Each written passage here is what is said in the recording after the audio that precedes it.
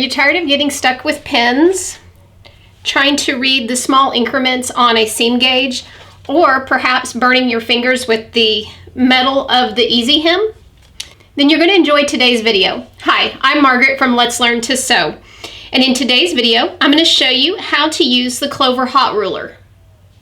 The Clover Hot Ruler is used to easily mark your hems and to create creases at a specific measurement. If you've been following me for a while, you know that for many years, I've been a big fan of the Dritz Easy Hem, and I still am for some things, such as curved edges or very long pieces of fabric. That's when I usually grab the Dritz Drapery Hem Gauge. The problem with the two Dritz Easy Hem Gauges are that they're made out of metal. That means that they heat up as you use them. The other problem, let me grab this one. I've got a couple of these. So this one I've only used a few times. As you can see, it's in great shape. But over time, as you use it, and at least in my case, especially since I teach classes, this gets dropped a lot. The corners bend, you get creases, and then you can see on this side, over time, the marks that you use a lot tend to wear away. And I've got the same problem with my big one. Just would frequently, or I still do frequently, this will slide off the ironing board. I'll bump it and down it goes. Now the reason I wanted to give the Clover Hot Iron a try is because it is made out of nylon. That means that it doesn't heat up like the metal rulers. You can see the numbers are big, unlike a traditional seam gauge, and it doesn't require any pins. Since the Clover Hot Iron is made out of nylon, it is flexible, but I have not had any problems with it creasing or anything, and I've been using it for probably maybe 4 or 5 months, and I've used it on, I would guess, probably 40 to 50 projects during that time, and it has held up very well. Now, the Clover Hot Ruler works pretty much the same way as the metal Easy Hem does, in that you have your measurements.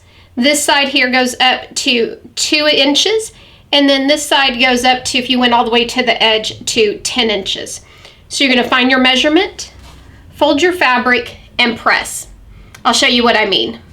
So now I'm going to go ahead and demonstrate how to use the Clover Hot Ruler. So we're going to pretend that this scrap piece of fabric is a skirt. This is the bottom edge of my skirt, unhemmed. Now you would want to make sure that you finish off this raw edge, either with some pinking shears, an overcast stitch, or you could even run it along your serger, something to make sure that when this is washed, it's not going to fray. So this is going to be, like I said, the bottom of my skirt, and I want a 1-inch hem. So I found the 1-inch mark on the Clover Hot Ruler. My iron is heated up, and you're going to heat your iron based on the type of fabric you're using.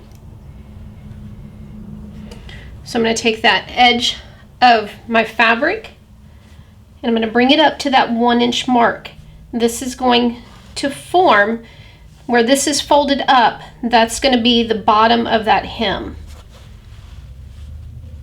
I'm going to place that edge of the fabric right with the marking that I want. So this is on the 1-inch mark, and then press. You can use steam or a dry iron with the Clover Hot Ruler. Okay. And then I'm just going to scoot it down, again lining up the edge of the fabric with that 1-inch mark. Okay, and press. And you would continue just sliding it down until the entire hem had been pressed. Now at this point, you don't need to use any pins. You can see we've got a nice crease there, and it just keeps folding back up. If you were using a heavier fabric or you were unsure about it holding, you could put some fusible webbing in there or a couple of pins. I've not found that necessary. Rather, I'm using the Clover Hot Ruler or the Dritz Easy Hem.